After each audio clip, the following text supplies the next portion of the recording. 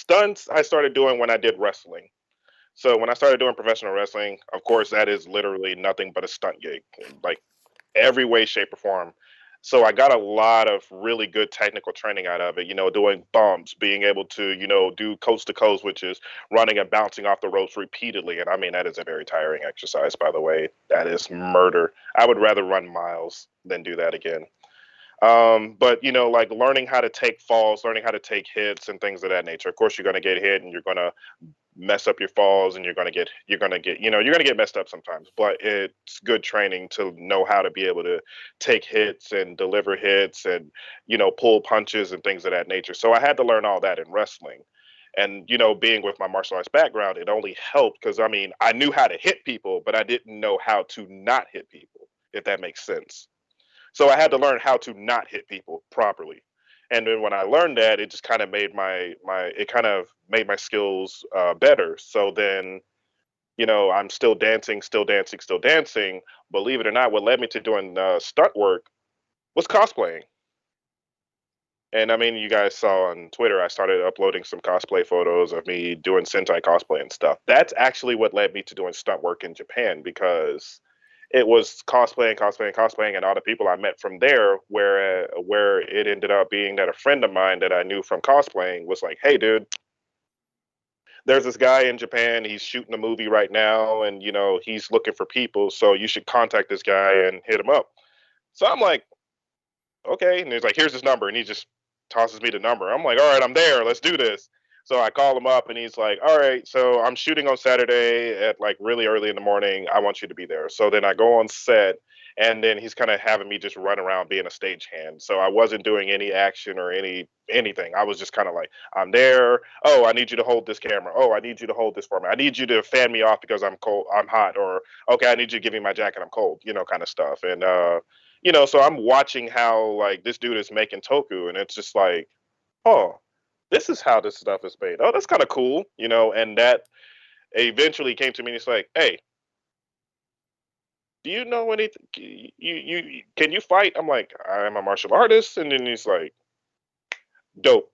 Go out there. You're gonna do a scene, and I'm like, okay. So then like now I have to like actually go through. Okay, this is how you do a fight in Toku, and it was like really interesting to learn because I had never done this before. So the way that they were doing it is almost like choreographing a dance where like he'll walk up and say high, high, mid, and I'm like, what does that mean? Like I'm sitting there staring at the guy like I don't know what that means. He's like high, high, mid, swing high, you know, punch or kick mid, and I'm like, oh, so now like I'm like, okay, the cogs are starting to turn. So then I started learning this, and then once you get like so much of a sequence done, when okay, high, mid, low, this, that, and the other, dodge, swing, you do that, and then you just keep doing it over and over again till you go from like doing it at like 50% speed to doing it at like full speed, and you keep doing it until then it's like, okay, full speed looks good, cameras rolling, do it, and then you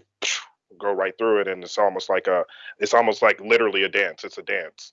And so I'm starting to learn this, and I'm like, holy crap, this is epic, this is amazing. And it's like, okay, you can fight, can you do like tricks or anything? I'm like, yeah, I used to do like do some wrestling and stuff, so I can do some break falls and this, that, and the other. Okay, cool, we need you to like do some break falls.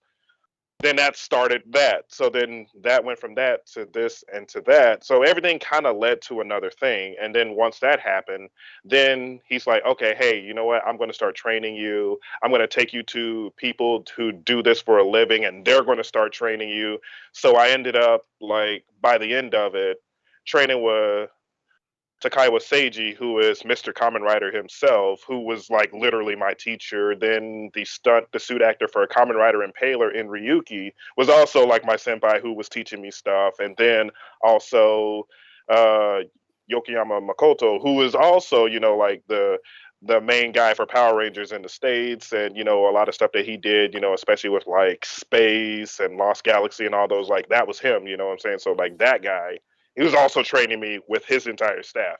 And they're like, hey, man, you're going to learn stuff the way that we do it and how to properly do it. You're going to know how to do flips. You're going to have to do kicks, everything. So I really had to put my body on the line. And I mean, I had my physical limitations with the disabilities and the injuries that I've had collected over the years from my military career, which makes it a little bit harder, but it put more of a pressure on me to be like, hey, dude, all these guys are showing you out.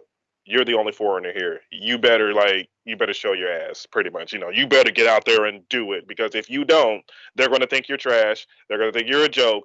You're going to get booted out, and you're pretty much just close the door for like all foreigners. It's almost like that kind of a weighted pressure on me. It was like, look, you're the only foreigner here, and this that, and the other. And so one of the things that I ended up doing was, when I was training with Takaiwa Sensei, he ended up getting to the point where he was like, he would ask for me a name. So I'm like, wait, Mr. Kamen Rider's asking for me? Of all people? Not any other Japanese guy?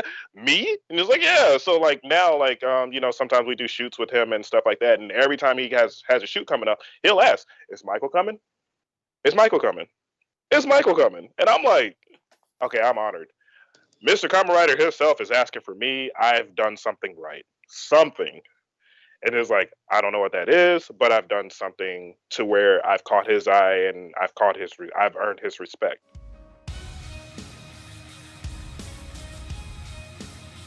Hey there, this is Wheelchair21, and thanks again for listening to one of Hero Club's clips, podcasts, or interviews here on YouTube. Make sure to subscribe to our channel, like, and ring the notification bell to stay up to date with all of our content, and check out our awesome website at hero-club.com.